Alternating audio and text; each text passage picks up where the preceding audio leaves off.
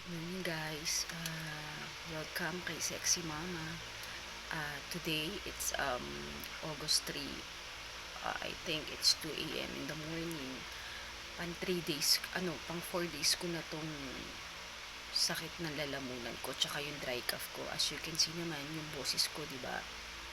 Medyo hindi maganda.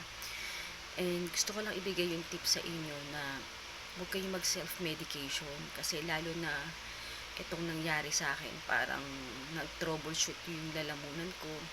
Ayan, namaga siya from here to here. Nagkaroon ako ng lymph nodes kakaubo dahil nga sa sobrang dry nung cough ko. So, papakita ko lang sa inyo na yung nag-self-medication ako, ang binili ko sa sarili ko is nag-ambroxol ako. At the same time, Lola Remedios ako. And then, nag-inom din ako ng Strepsil for my itchy kati na lalamunan. Pero, alam mo yun, wait lang.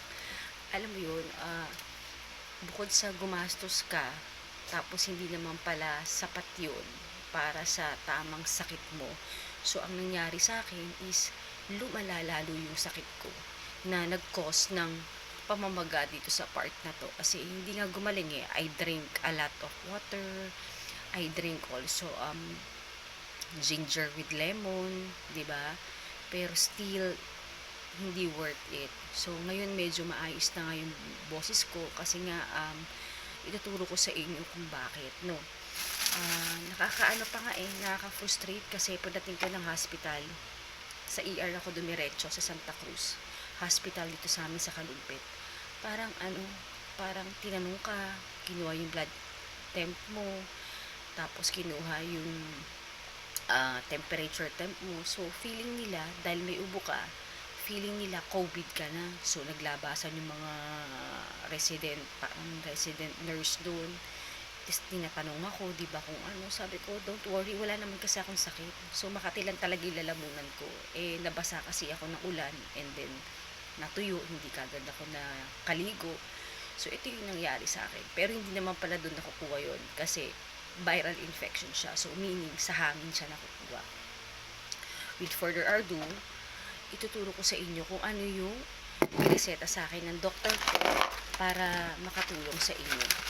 Okay? So, ngayon, ang ano sa akin, prescription sa akin, katulad ko na may sobrang dry ng lalamunan, Makati, actually, wala akong plema sa dibdib eh. Ang Makati sa akin, itong part lang na to. Tapos wala akong sipon. Sobrang ito lang. So, talagang viral infection lang siya. Ganun pala yung viral, ano. Wala kang plema dito. Kumbaga, dito lang tinitira talaga nung bacteria sa lalamunan mo. So, yun. So, si Doktora Bantolo, si Doktora Bantolo, papakita ko sa inyo yung aking look, yung aking reseta. So, ayan siya. So, binigyan niya ako ng antibiotic which is Coamoxiclav. So, kailangan ko siyang inumin twice a day. That's, ano siya, 625 ml. So, ito siya. Ito siya. So, kailangan ko na mag-antibiotic. So, ito yung ipinainom sa akin. Then, that's for, 7 days. Kailangan i-consume lahat. And then, guys, kapag kayo may ubo at medyo sticky na yung phlegm nyo, all you need to drink, nabibili lang to sa, excuse me, sa mga pharmacies, kahit walang reseta. Carbocysteine. Any brand will do. Okay? Carbocysteine, nakikita ba siya?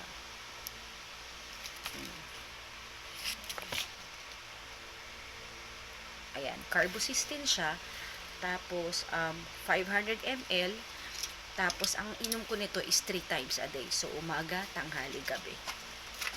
Yun lang. And then, after that, ito talagang ang masasuggest ko sa inyo. This is really, I thank God kasi nagkaroon nito. Kasi, alam mo, sobrang gumang yung pakiramdam ko dito. Para sa ng lalamunan to, and then you will use it morning and evening, just for twice a day lang to. Alam mo yung may mga sakit na COVID or feeling nyo papunta kayo dun sa COVID, try Oparex. Alam mo Orahex.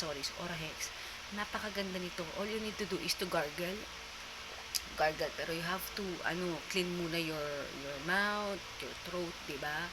And then after that, isang ganito lalagyan ninyo, and then you have to gargle it.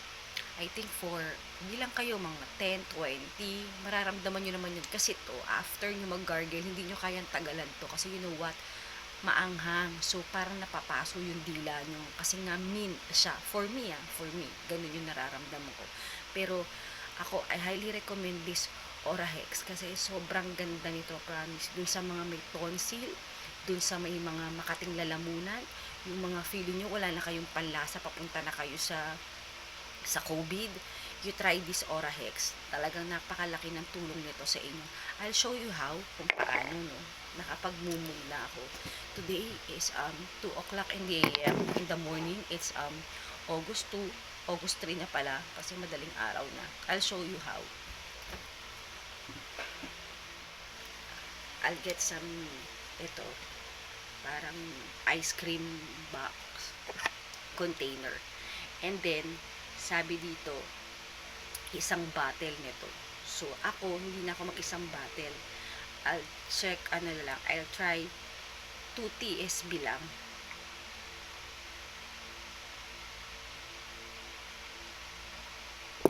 Pagka malala yung kate, yung di ka na makapagsalita, sobrang sakit na lalamunan mo, mag-isang bottle ka.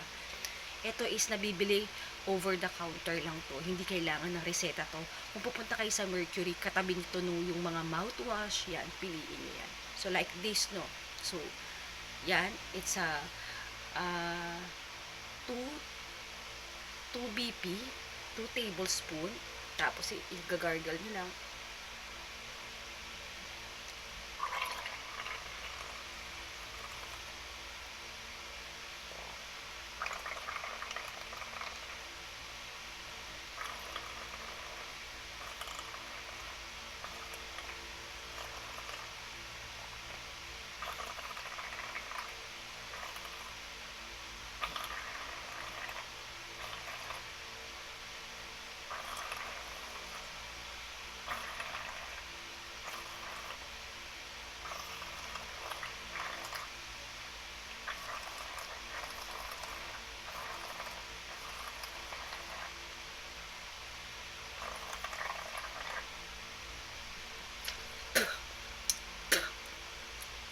And that's it. Kita nyo, gumanda yung boses ko.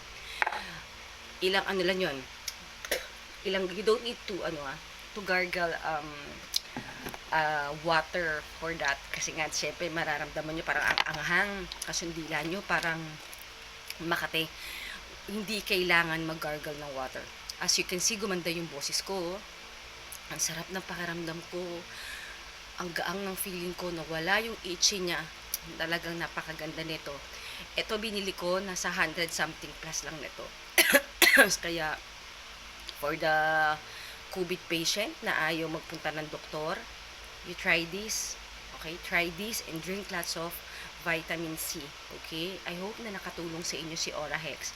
Anyway, si Orahex kasi, ang instruction niya is how to use is yun nga, rinse the mouth well, initially, with water, and then, ready to use naman na daw si Orahex, and it should be not diluted, not diluted in the water.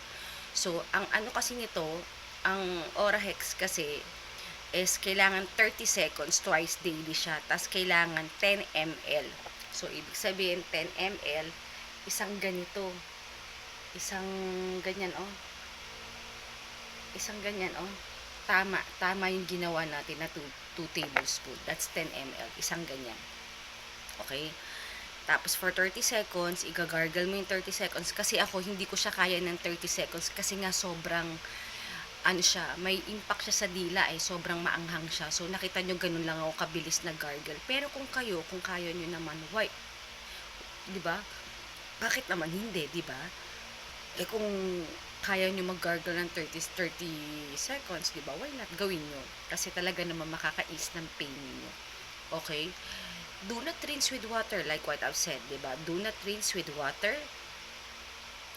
Brush teeth. Sabing ganyan, yun nga, wag daw gamitan ng water and don't brush your teeth after using this Orahex, okay? So yun, it's a mint flavor, and it is really recommended for PSP. Ano nga ba si PSP? Philippine, um, hindi ko siya mabasa eh. Pero you check it na lang the label. Ayan siya oh. So yun lang guys ha. I hope na nakatulong sa inyo. Like for me, napakalaki ng tulong sa akin ng mga ininom kong vitamins. Please, wag tayo mag self-medication para po sa atin to. Kasi alam nyo kung hindi ako kung tinuloy ko yung gamot ko, baka sobrang namagana yung lalamunan ko. So I hope nakatulong sa inyo si Orahex. Guys, maraming salamat. And magandang more night sa inyo lahat para sa ating sexy mama. God bless everyone.